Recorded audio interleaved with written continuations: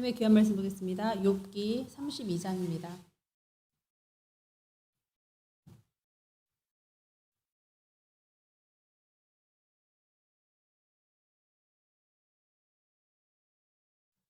욥기 32장 1절에서 9절의 말씀을 한 절씩 교독하시겠습니다.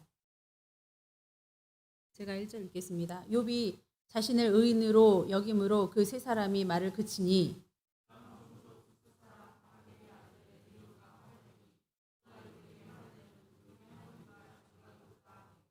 또 세 친구에게 화를 내면 그들이 능히 대답하지 못하면서도 욥을 정죄함이라.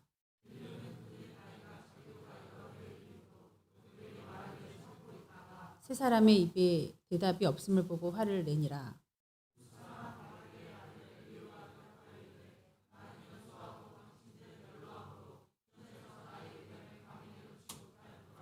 내가 말하기를 나이가 많은 자가 말할 것이요 연륜이 많은 자가 지혜를 가르칠 것이라 하였노라.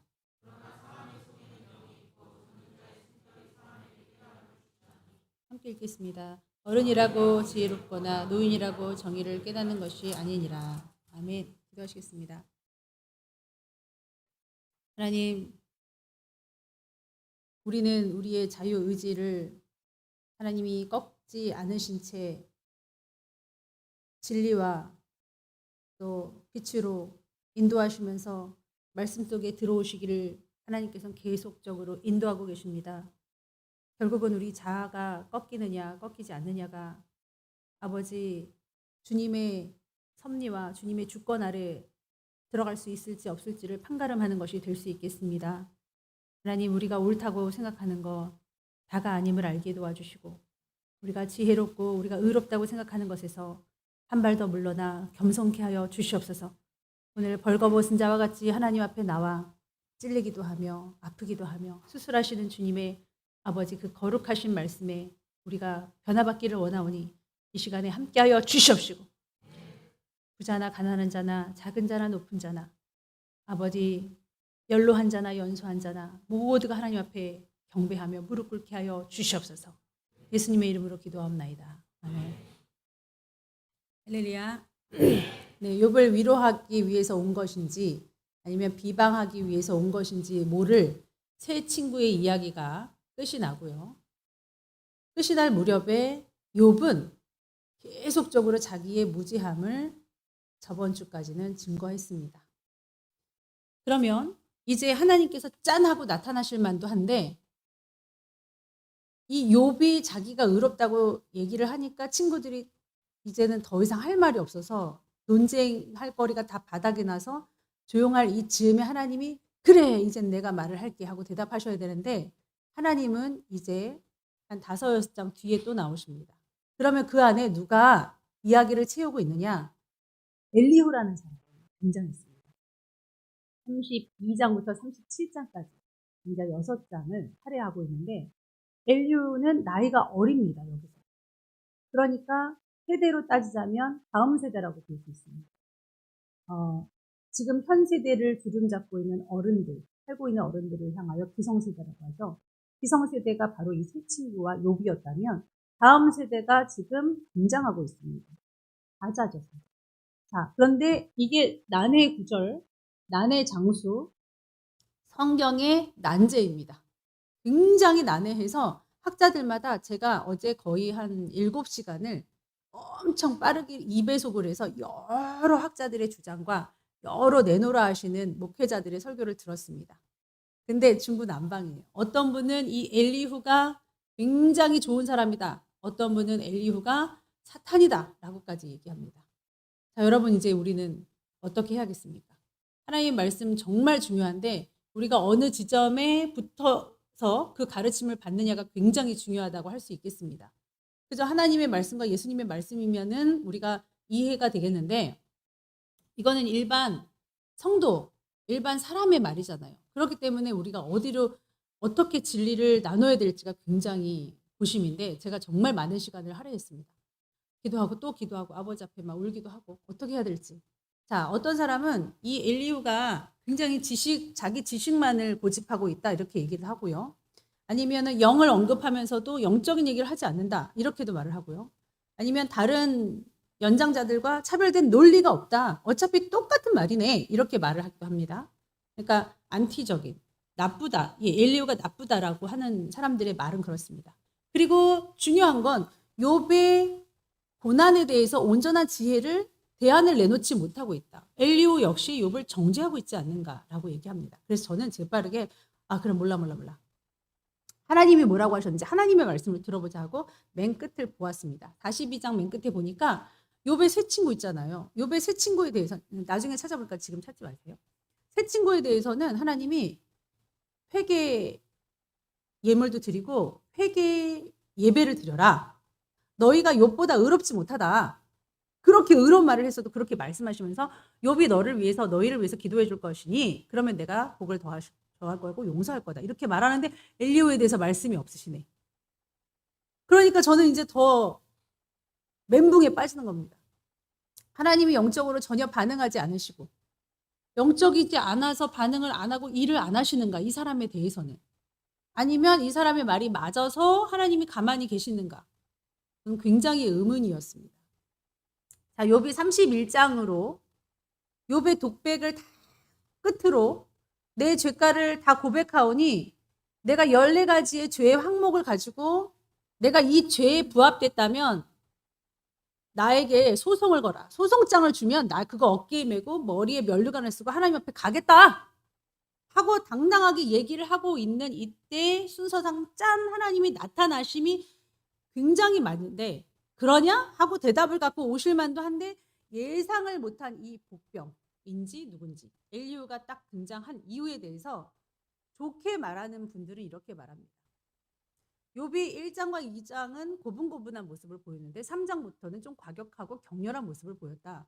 내가 죄가 없으니 내가 무죄함을 확신한다. 나의 의를 확신한다. 라고 말을 하는데 사실상 그렇다면 하나님의 자유의지 그렇게 확실한 욥을 벌하시는 하나님의 자유의지는 어떻게 할 것이냐.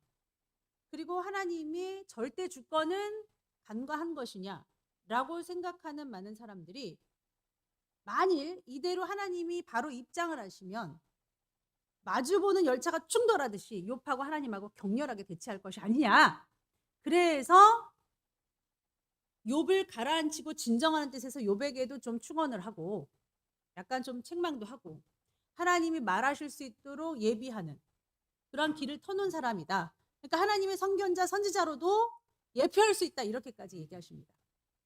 그런 사람이 세례 요한이었죠. 그러면 우리가 말씀을 보면 알 수가 있습니다.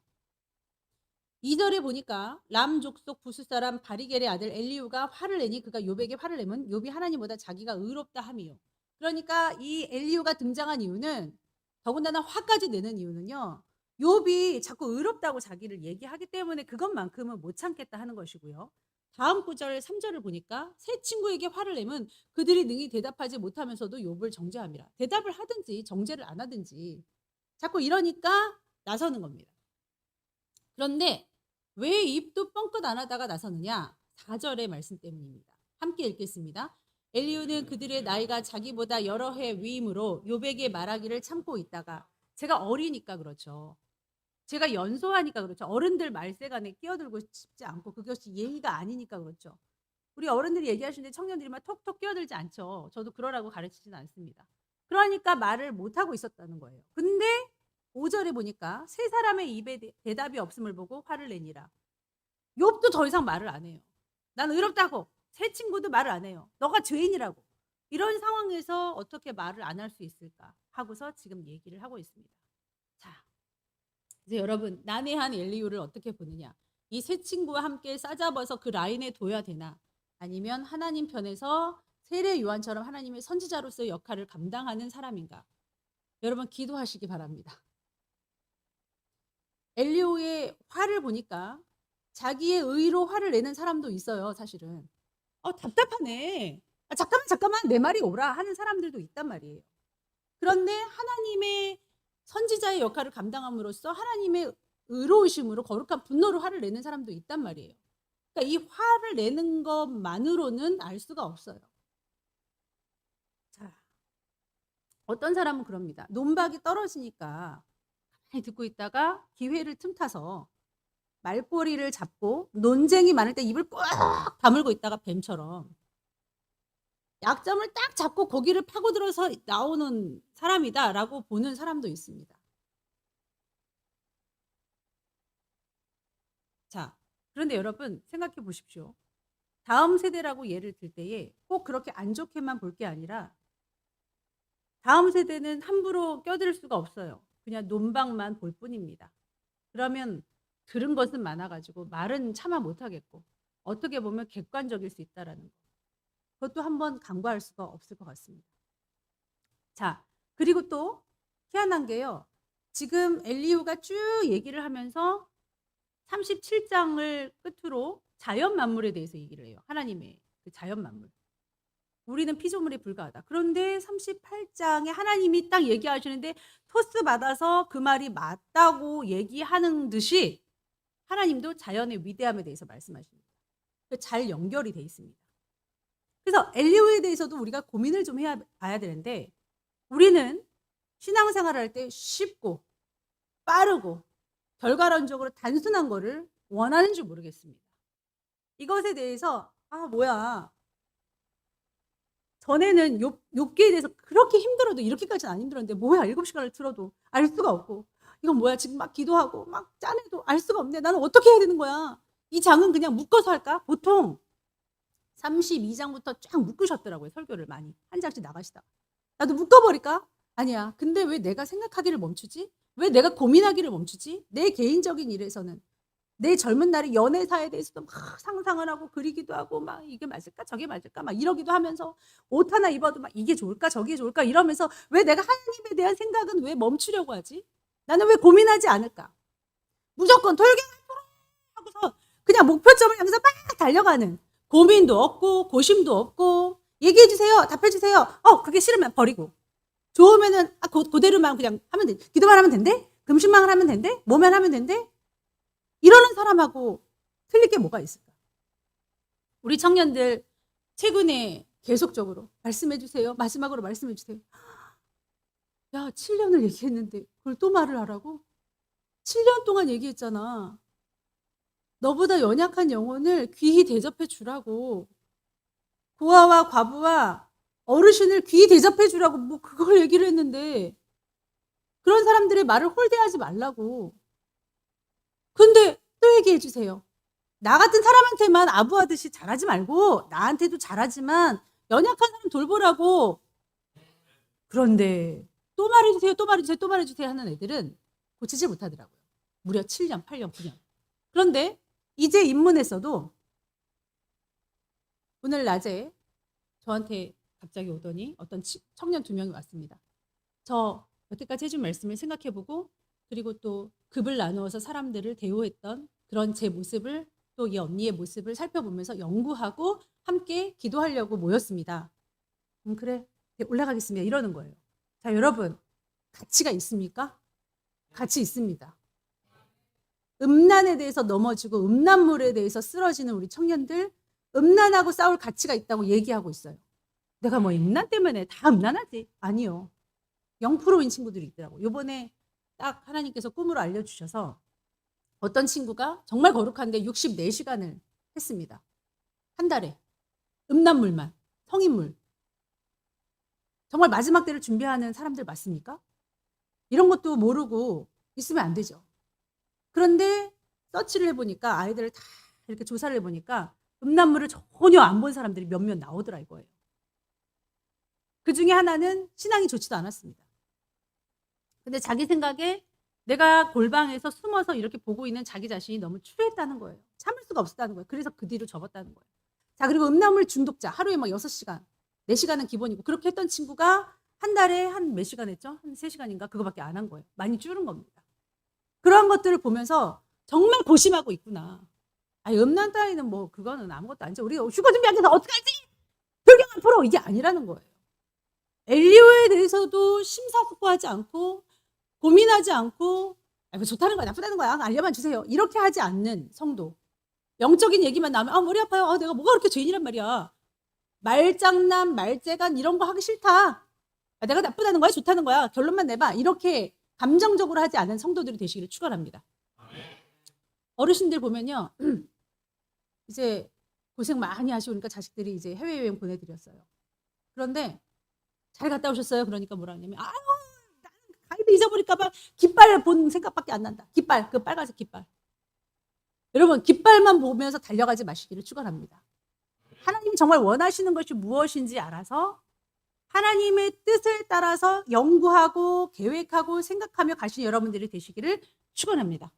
성경은요, 쉬운 결론이 없기도 하는 장들이 많이 있습니다. 그렇게 내주지 않은 장들이 많습니다. 젊은이들이요. 젊은이들에게 말씀드립니다. 엘리야와 같은 젊어서 말하지 않았던 젊은이들이요. 자기가 의롭다고 하는 젊은이들이요. 너무 의로우려고 하지 마십시오. 자, 그 말씀은 뭐냐? 성경은 의로우라고 하는데 의롭지 말라고도 하십니다. 너무 의롭게, 너무 지혜롭게 하려고도 하지 말라. 전도서 7장 15절 한번 보겠습니다. 전도서 7장 15절에서 22절입니다. 잠시 보겠습니다.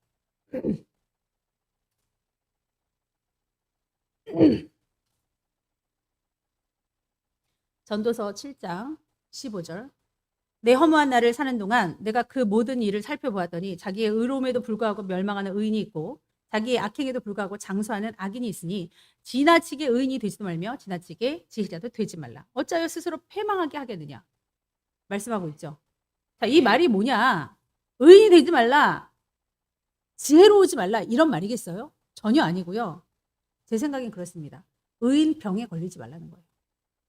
난 잘해. 내 말은 맞는데 넌 항상 그렇지 않았으니까 넌 항상 잘못인 것 같아. 이번엔 넌 또 시작이구나. 이런 건 없다는 거예요. 메시아 증후군에 걸리지 말라는 겁니다. 내가 메시아가 아니에요. 하나님이 하시는 거다. 그러므로 열심히는 하지만 내가 고칠 수는 없는 겁니다. 자, 17절에 지나치게 악인이 되지도 말며 지나치게 우매한 자도 되지 말라. 어찌하여 기한 전에 죽으려고 하느냐. 16절 읽었었나요? 지나치게 의인이 되지도 말고 읽었죠. 그 다음에 18절 너는 이것도 잡으며 저것에서도 내 손을 놓지 아니하는 것이 좋으니 하나님을 경외하는 자는 이 모든 일에서 벗어날 것입니다. 하나님을 경외하십시오. 자, 왜 그러냐면요. 왜 이런 말씀을 하시냐면 너희가 선을 행해도 있잖아. 죄를 범하지 않는 사람은 이 세상에 없기 때문이야.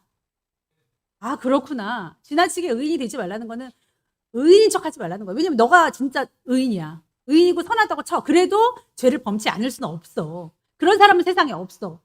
라고 말하는 겁니다. 그러면 내 자신에게 접목해 보십시오.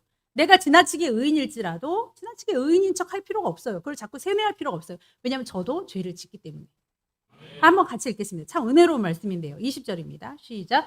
선을 행하고 전혀 죄를 범하지 아니하는 의인은 세상에 없기 때문이로다. 그러니까 젊은이들이요.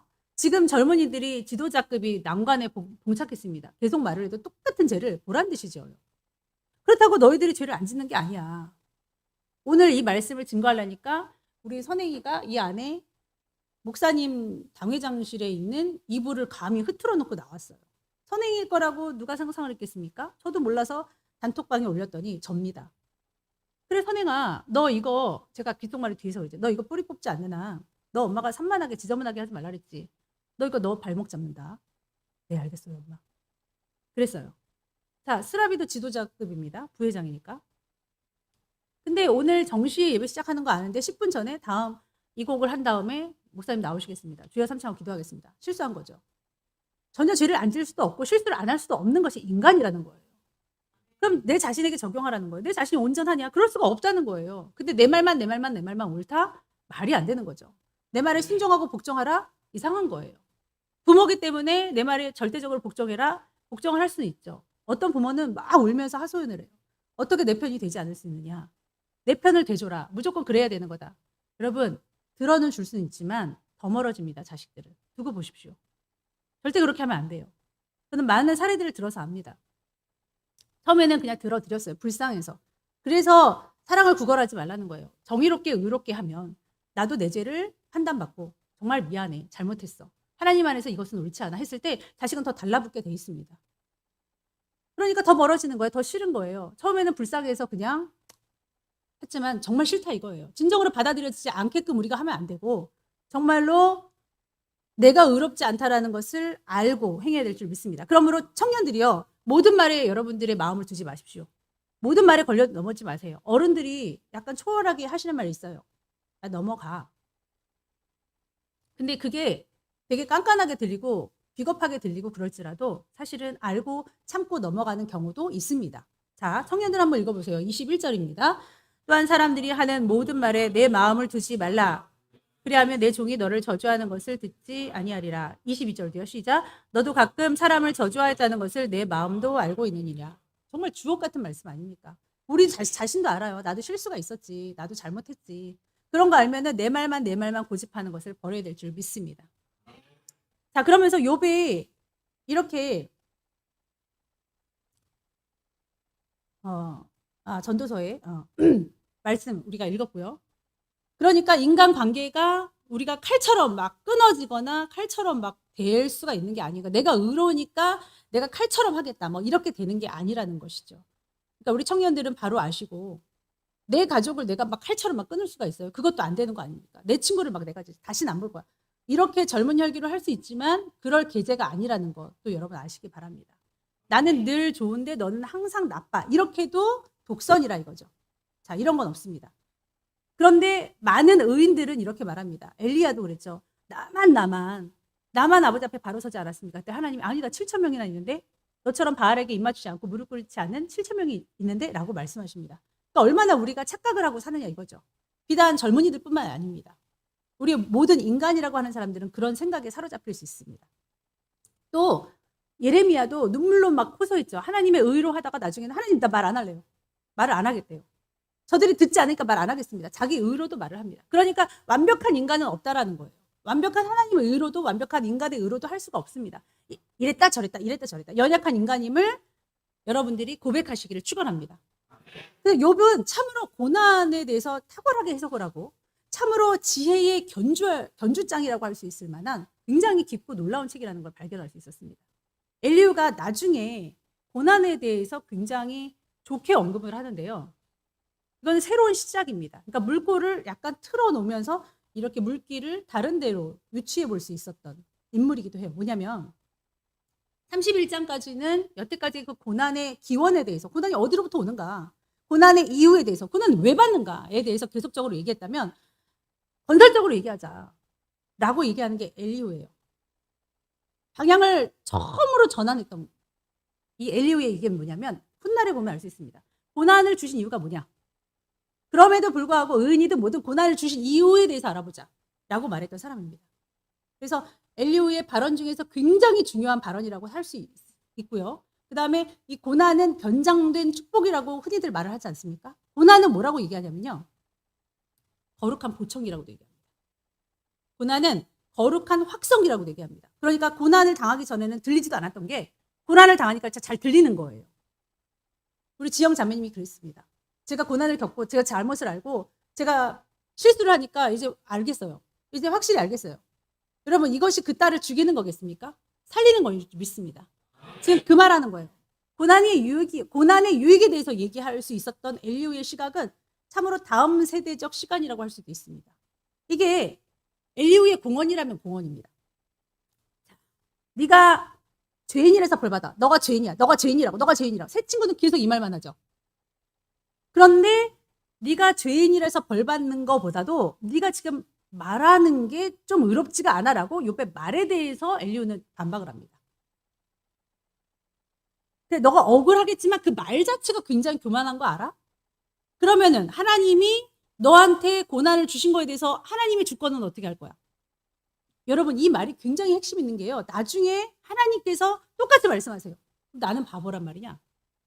내가 너한테 이렇게 하는 것이 잘못이란 말이냐? 그러니까 엘리후의 말이 완전히 틀렸다고는 할 수 없습니다. 그리고 이렇게 말해요. 하나님이 왜 대답을 안 하냐고 네가 막 계속 주장질하고 하나님한테 막 종주먹질을 날리는데 왜 대답을 안 해? 엘리후가 그렇게 말해요. 젊은 엘리후가. 내가 나이가 어려서 말을 안 했었는데 왜 하나님 대답 안 했다고 생각해? 고난이 대답이야. 고난이 너에게 말을 해주고 있는데 왜 자꾸 넌 안 들어? 라고 얘기하고 있습니다. 그럼 여러분 우리는 어떻게 해야 되죠? 이 엘리후에 대해서 도대체 어떻게 생각을 해야 됩니까? 여러분 성경이 가는 데까지 가시기 바랍니다. 성경이 말해주고 있지 않은데 억지로 사사로이 풀다가 망하는 겁니다. 그러면 성경에 나중에 42장에 왜 이 엘리후를 등장시키지 않았느냐, 언급도 하지 않았느냐, 그 부분을 여러분 한번 살펴보시기 바랍니다. 자, 욥기 42장입니다.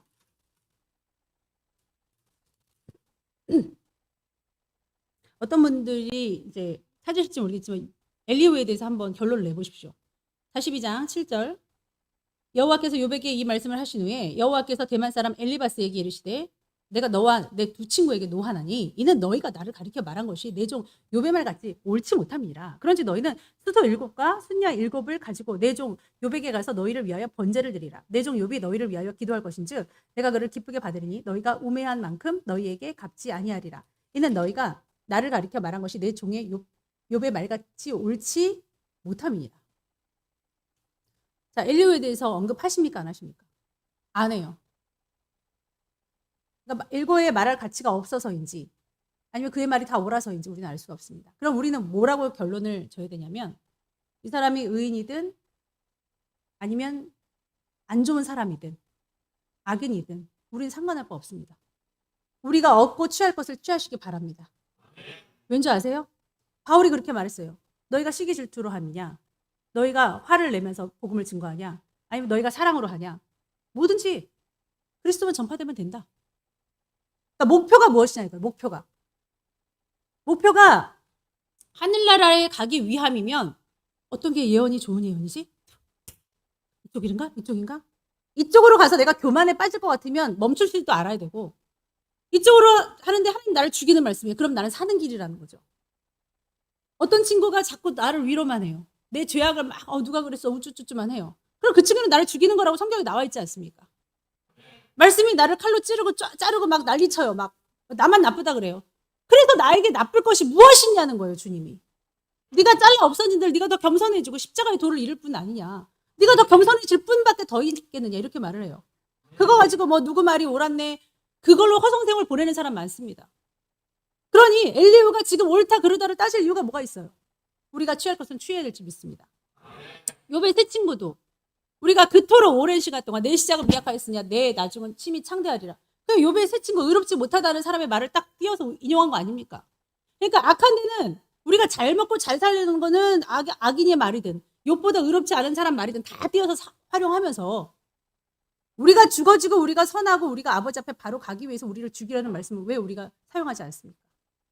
그러므로 여기 욥의 세 친구의 말도 별로 의롭지는 않았다는 거 결론적으로 나와 있지 않습니까? 그러나 좋은 말들은 취하여도 상관이 없다 이거예요. 너가 잘못이 아니라 쟤네들이 잘못이야. 이런 말은 버려도 좋지 않겠습니까? 너가 잘못이야.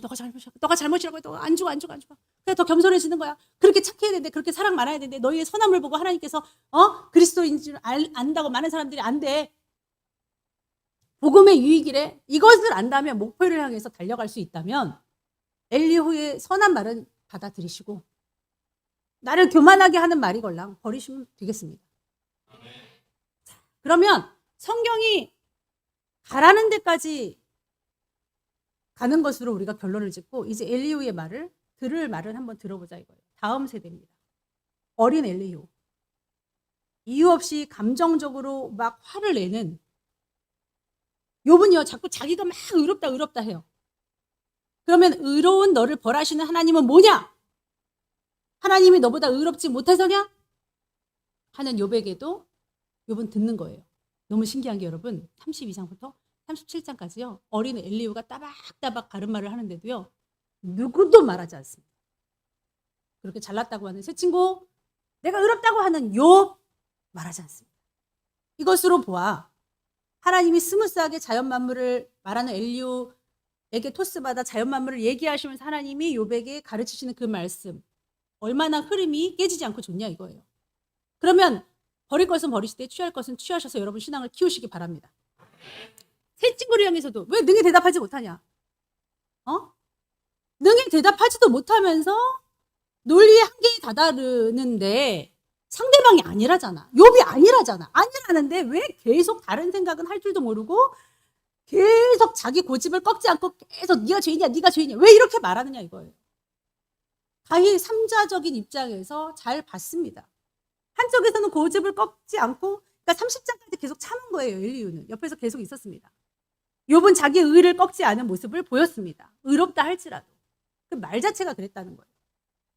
새 친구는 고집을 꺾지 않았습니다.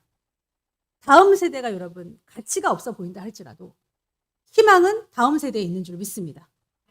나이로 무조건 나이로 누르던 세대가 있었던가 하면 어린아이가 내게로 오는 것을 막지 말아라 하셨던 예수님의 그 특이하고 과격하고 어떤 어른들도 받아들일 수 없는 그 사상을 여러분 받아들이시기 바랍니다. 들어보라는 거예요. 이것이 희망인 줄 믿습니다. 다음 세대를 살리는 게 내가 사는 겁니다. 다음 세대를 키우면, 다음 세대를 잘 키우면 그들이 우리를 섬겨줄 줄 믿습니다. 우리 세대는 죽느냐, 우리는 별거 없냐가 아닙니다. 여러분, 어떠한 목사님이 이런 설교를 하시면서 예시를 들어주시더라고요. 이분도 결코 막 엘리야가 잘했다 이렇게 말씀하시는 분은 아니었습니다. 이분이 뭐라 그러냐면 자기가 이제 손주로서 자기랑 자기 부인이랑 목회자의 길을 걷는데 증조 할머니가 너희가 목회 길을 걷는데 아기를 어떻게 키우냐. 그래서 키워주셨대요. 그분이 90살이랍니다. 근데 자기가 집이 생기고 이제 근처로 이사를 오다 보니까 자기 아기들을 다시 키웠대요. 다음 세대를 키우는 것이 너희들이 일하는 데 내가 보탬이 되는 것이지 내가 뭘 할 수 있겠느냐. 열심히 하셨을 때는 건강하셨는데 이내 이제 그 일을 그 사명을 안 하시고 나니까 쇠약해지셔서 자기 나이로 돌아가셨답니다. 그래서 이내 좀 하늘나라로 가셨다고 해요. 그러면 그분이 열심히 활동력 있게 젊은이처럼 일하실 수 있었던 원동력은 사명이었다라는 거예요. 기성세대가 고루해지지 않고 꼰대라는 소리를 그런 억압을 들으면서까지 정신을 바짝 차리고 주 앞에 헌신하고 봉사하는 건 하나님 때문이었다라는 거예요. 그러면서 다음 세대를 제껴놓지 않고 그들과 함께 화합하려고 하는 모의, 그 마음이 하나님께서 주신 사랑의 마음이요 이해의 마음인 줄 믿습니다. 그래서 나는 연소에서 빠져 있었다. 이게 32장이 전부인데 이걸로 무슨 설교를 하겠냐 이겁니다. 그러나 이게 설교가 답니다. 설교를 뭉쳐서 해볼까? 저는 그러한 상상하지 않고 고심하지 않고 번뇌하지 않는 죄에 빠지지 않으려고 밤새 씨름했었습니다. 젊은이가 말하는 5장 동안에 6장에 걸친 이 동안에 말 한마디 안 했던 이 기성세대 여기에 희망이 있는 줄 믿습니다.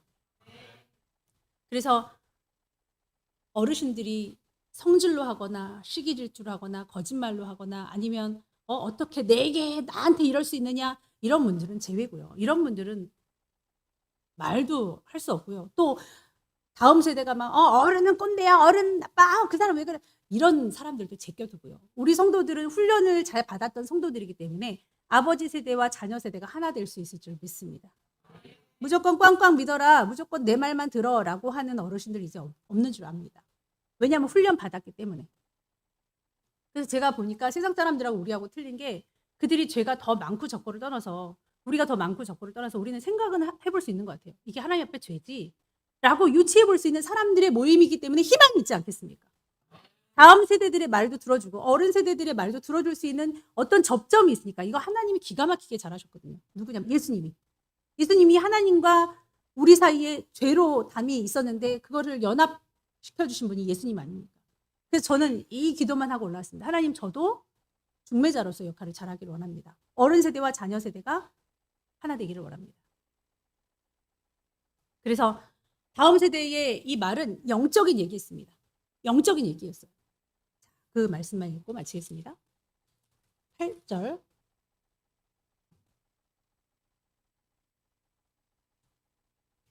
그러나 사람의 속에는 영이 있고 전능자의 숨결이 사람에게 깨달음을 주시나니 어른이라고 지혜롭거나 노인이라고 정의를 깨닫는 것이 아니니라. 영적으로 얘기하자. 하나님의 영으로 터치합시다. 숨 한 번 쉬고 전능자의 숨결로 서로 싸우지 말고 좀 릴렉스 합시다. 서로가 그렇게 합시다. 내 고집만, 내 삶의 틀만, 내 영역만, 내 경험만을 고집하지 말고 다음 세대의 센스 있고 다음 세대에 조금 감성적으로 마음을 어루만지는 그런 것도 들어봅시다. 저희 부모님이 잘 하시는 게 그거였어요.